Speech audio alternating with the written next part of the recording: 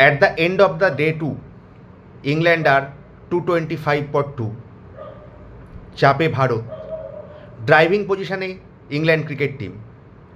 এই চতুর্থ test match দ্বিতীয় দিনের শেষে খুব ভালো পজিশনে রয়েছে ইংল্যান্ড ক্রিকেট টিম। ভারত এখন ম্যাচটাকে ক্যাচ করার চেষ্টা করছে। আজকে অসাধারণ ব্যাটিং পারফরমেন্স ইংল্যান্ড টিমের, তাই ডে টুর আপ টু ডেট খবর এবং আজকের দিনের পুরো ক্রিকেটীয় আলোচনা এই ভিডিওতে রয়েছে। তাই বন্ধুরা, ভিডিওটা একটু স্কিপ করবেন না, ভিডিওটা খুব ইন্টারেস্টিং হতে চলেছে। আশা করছি আপনাদের ভালো লাগবে। তো শুরু করছি আজকের ভিডিও। আমরা সকলেই জানি এখন চলছে India versus England fourth test match, নির্ণায়ক টেস্ট ম্যাচ ভারতের জন্য, কারণ series is on the line. Bharat 2-1 down. এই ম্যাচটা ভারতকে জিততেই হবে যদি ওভাল টেস্টে যাওয়ার আগে 2-2 সমতা বজায় রাখতে হয়।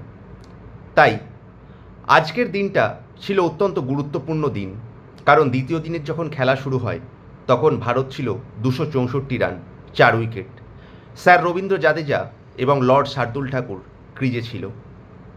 ঋষভ পান্ত চোটের জন্য রিটায়ার্ড হার্ট ছিল।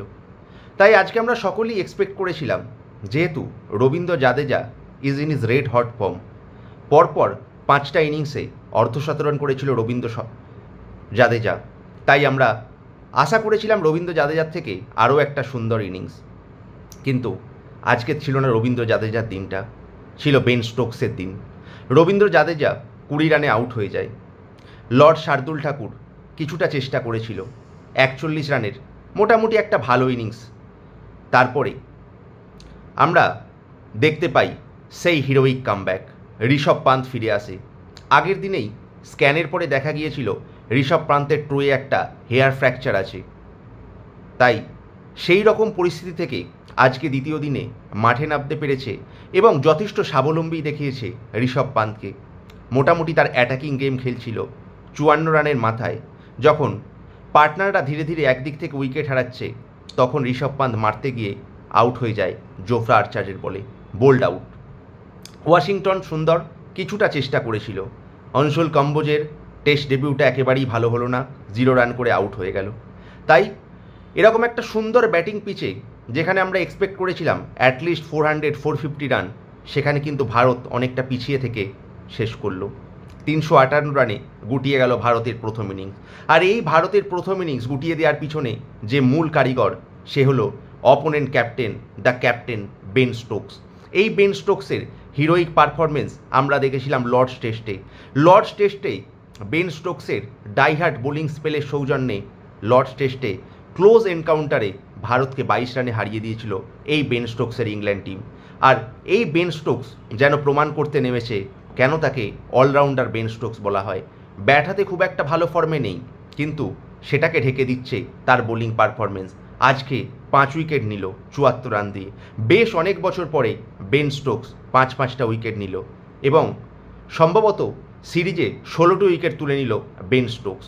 তাই সত্যি কথা বলতে এই বেন স্টোকস কিন্তু ইন্ডিয়া টিমকে একেবারে তছনছ করে দিচ্ছে। লর্ডস টেস্টেও দেখেছি আমরা, এবং আজকের টেস্ট ম্যাচের প্রথম ইনিংসে ভারতের 5টা উইকেট তুলে নিল। যাই হোক, আমরা যেহেতু দেখেছিলাম প্রথম দিনের পিচ এবং দ্বিতীয় দিনের ফার্স্ট সেশন কিছুটা ওভারকাস্ট কন্ডিশন ছিল, তাই আমরা এক্সপেক্ট করেছিলাম যে 358 রানটাও যেন ভারত ডিফেন্ড করতে পারে, অ্যাটলিস্ট একটা ভালো লিড নেওয়ার পজিশানে আসে। তাই আমরা সকলেই হোপফুল ছিলাম, কিন্তু সেই আশায় জল ঢেলে দেয় ইংল্যান্ডের 2 ওপেনার বেন ডাকেট এবং জ্যাক ক্রলি। তারা যেন আজকের ম্যাচে প্রমাণ করতে নেমেছিল বাজবল কাকে বলে। প্রথমেই তারা অ্যাটাক করতে শুরু করে ডেবুটান হরিয়ানা পেসার আনসুল কম্বোজকে। 3 ওভারের স্পেলে 21 রান দেয় আনসুল কম্বোজ। নার্ভস কিছুটা বাটারফ্লাই ইন দ্য স্টোমাক কাজ করছিল আনসুল কম্বোজকে। বুমরাকেও তারা কিন্তু ছাড়েনি, বুমরাকেও খুব অ্যাটাক করছিল। একটা সময় জ্যাক ক্রলি 13 বলে কোনো রান না করতে পারলেও তার যে পার্টনার বেন ডাকেট কিন্তু খুব দ্রুতগতিতে রান তুলছিল। আর এতটাই দ্রুতগতিতে রান তুলল, ভারত কিছু বোঝার আগেই 166 রানের পার্টনারশিপ, 166 রানের পার্টনারশিপ। আর দিনের শেষে আজকে যখন ম্যাচ শেষ হচ্ছে দ্বিতীয় দিন, তখন বুমরা একমাত্র ইকোনমিক্যাল বোলার, কিন্তু wicketless. Mohammad Siraj 5.8 economy rate, Anshul কম্বোজ 4.8 economy rate, Lord Shardul Thakur 5 ওভারে 35 রান, ইকোনমি রেট 7। রবীন্দ্র জাদেজাও খুব একটা ভালো বল করতে পারেনি। তাই ভারতীয় বোলিং একেবারেই আপ টু দ্য মার্ক হয়নি। ভারতীয় বোলিংকে নিয়ে যেন ছেলে খেলা করলো ইংল্যান্ডের দুই ওপেনার জ্যাক কলি এবং ব্রেন ডাকেট। ভারতের সৌভাগ্য যে রবীন্দ্র জাদেজার একটা বল খুব সুন্দর স্পিন করলো, যেটা আউট করে দেয় জ্যাক ক্রলিকে। 84 রানের মাথায় জ্যাক ক্রলি আউট হয়। 166 রানে প্রথম উইকেটের পতন। তখন একটা মিনি পেপটক হয়। ভেবেছিল যে ভারত হয়তো ফিরে আসবে, কিন্তু না, অলি পোপ যথেষ্ট ভালো ব্যাটিং করলো। একটা ভাগ্য সুপ্রসন্ন ছিল আবারও যে অনসুল কম্বোজ সেকেন্ড স্পেল এবং থার্ড স্পেলের মাঝে যে গ্যাপটা পেয়েছিল, তাতে হয়তো নিজেকে কিছুটা চনমনে অনুভব করছিল। তাই অনসুল কম্বোজ এসে কিন্তু বেন ডাকেটকে আউট করে দেয়। বেন ডাকেট অ্যাটাকিং শট খেলতে গিয়ে 90 কোটায় 94 রানে আউট হয়ে যায়। একটা ওয়েল ডিজার্ভড 100 মিস করলো বেন ডাকেট। কিন্তু তারপরে নামলো ইংল্যান্ড টিমের যে ব্যাকবোন জো রুট। এই জো রুট এবং ভাইস ক্যাপ্টেন অলি পোপ, এই দুজনে মিলে কিন্তু ম্যাচটাকে খুব স্থিতিশীল পজিশনে নিয়ে যাচ্ছে, ইংল্যান্ডের দিকে এগিয়ে যাচ্ছে। দিনের শেষে 225 রান করে নিল 2 উইকেটে। অলি পোপ 20 রানে নট আউট এবং জো রুট ইংল্যান্ডের মেন ব্যাটসম্যান 11 রানে নট আউট। তাই একটা খুব সুন্দর এবং খুব বড় পার্টনারশিপ করতে চাইবে ইংল্যান্ড টিম আগামীকাল সকালবেলা। তাহলে কিন্তু ইন্ডিয়ার হাত থেকে ম্যাচটা বেরিয়ে যেতে পারে। তাই খুব বিপদে ভারত। এখন কে বাঁচাবে এই ভারতকে?